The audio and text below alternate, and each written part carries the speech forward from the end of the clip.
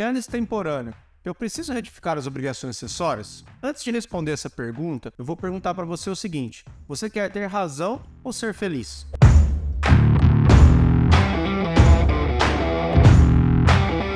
Meu nome é Elcio Guiotto. Há 22 anos eu atuo com recuperação tributária, com levantamentos de créditos e com trabalhos de consultoria tributária de maneira geral. E aqui no meu canal do YouTube eu trago para vocês questões práticas e técnicas de consultoria tributária e meu entendimento sobre as questões aí do dia a dia. Se você ainda não é inscrito no canal, peço que você se inscreva e compartilhe o meu canal com outras pessoas para que mais pessoas tenham acesso às informações. Nesse vídeo de hoje nós vamos falar sobre a retificação das obrigações acessórias nos casos de trabalhos de levantamento de crédito extemporâneo, principalmente relacionado aos trabalhos de PIS e COFINS. Existe uma demanda no mercado em que os trabalhos de levantamento de crédito de PIS e COFINS devem ser feitos com a retificação de todas as obrigações acessórias. Esse é o entendimento da Receita Federal, até porque o próprio manual de preenchimento da FD Contribuições, nós temos a linha de crédito extemporâneo desabilitado desde agosto de 2013.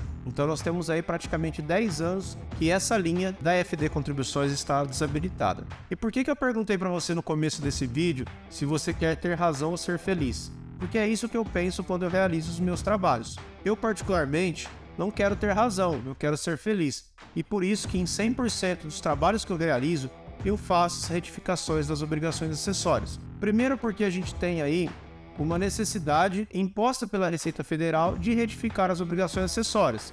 E qualquer procedimento que a gente fizer que não esteja de acordo com o entendimento da Receita, a gente vai criar aí um problema tributário e muitas vezes um problema para o nosso cliente de ter que judicializar um assunto que pode ser resolvido de maneira prática, de forma administrativa. Então, exceto alguns casos excepcionais em que a gente não tem como retificar as obrigações acessórias ou não tem como monetizar esses créditos, ou muitas vezes por serem valores irrelevantes, eu acredito que caiba aí uma possibilidade de fazer os trabalhos sem que haja retificação das obrigações acessórias.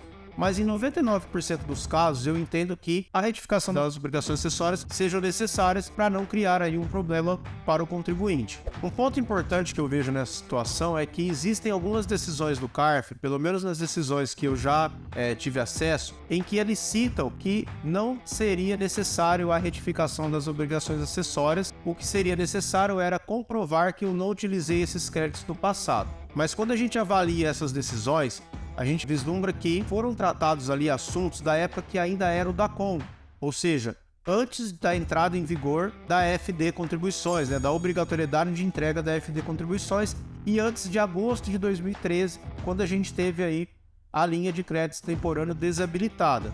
Ou seja, por mais que muitos contribuintes e muitos profissionais alegam que existem decisões favoráveis no CARF nesse sentido, as decisões que até hoje eu avaliei não tratavam especificamente de FD Contribuições, em que pesem citar ali nas decisões, citar que a FD Contribuições substituiu o DACON, mas quando a gente vê o período avaliado, foram períodos anteriores a agosto de 2013. Ou seja, a gente não tem aí uma jurisprudência consolidada no sentido de que se a gente discutir eventualmente no CARF uma não retificação de obrigação acessória, a gente vai ter aí 100% de probabilidade de êxito numa eventual discussão. E aí eu volto na questão de ter razão ou ser feliz. Para que a gente vai entrar no mérito de discussão judicial ou transformar um crédito administrativo em um crédito passível de discussão judicial simplesmente pela questão de não retificar as obrigações acessórias, que não é algo tão complexo quanto o mercado prega.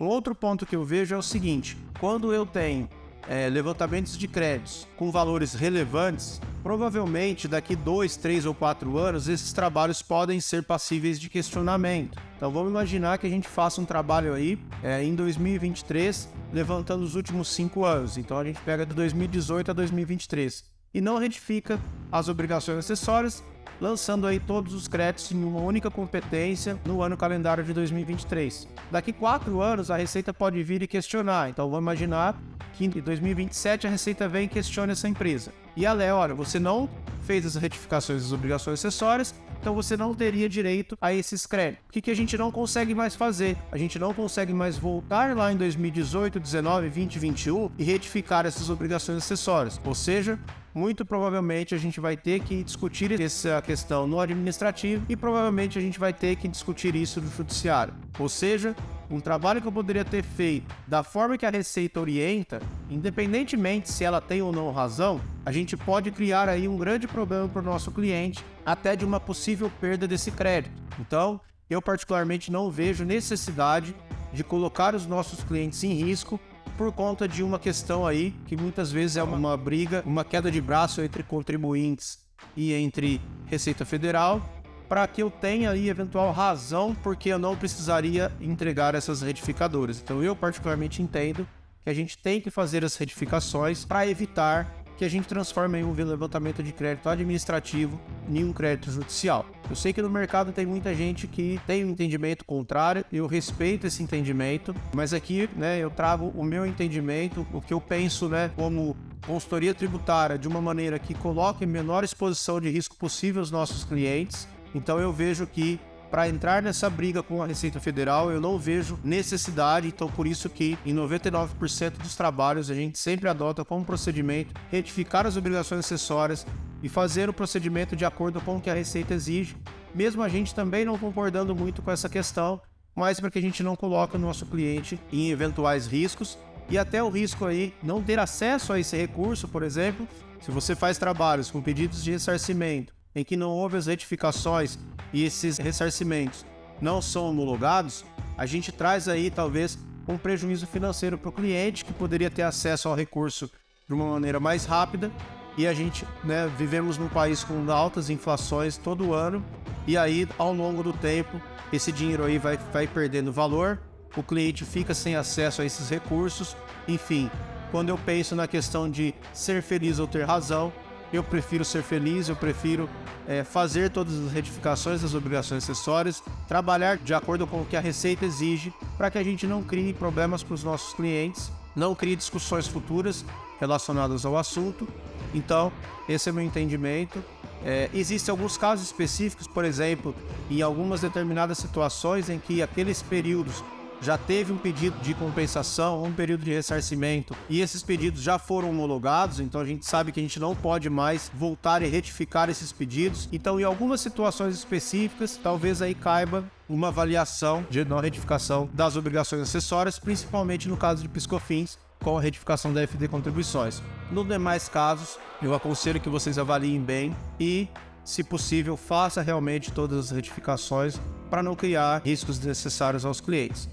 Então, se você tem algum entendimento contrário, se você tem acesso a alguma decisão em que realmente foi avaliado períodos pós-agosto de 2013, comente aqui nos comentários, deixe aqui para a gente avaliar juntos. O tributário é muito complexo, a gente está sempre aprendendo a cada dia, a gente está sempre aí discutindo informações, discutindo pontos de vista diferentes. Aqui ninguém é dono da razão.